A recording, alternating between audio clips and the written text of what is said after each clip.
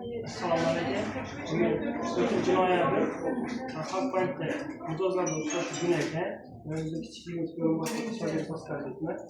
Bizda hozir kreditimiz, siz qiziqtirgan savollar bilan bemalol danışib network bo'ladi.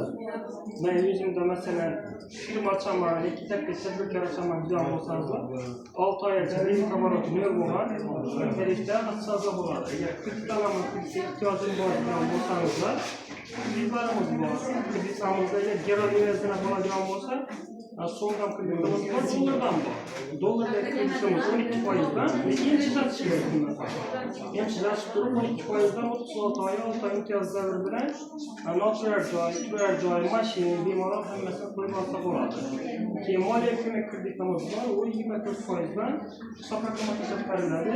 Bundan shu kartada 36 oy, 6 oy imtiyoz davri bilan bundan shu bemalol garovlar taqdimasi bo'ladi. Noturar joy, keyin mashina bemalol bo'ladi. Keyin agar yo'q, menda garovim yo'q, lekin hozir imtiyoz yo'qolmadi desangizlar, 312 bo'yicha kredit bo'ladi. 21%dan beradi, bizga 300 to'y bo'lgani uchun 21%dan 100 million so'mgacha bemalol beramiz.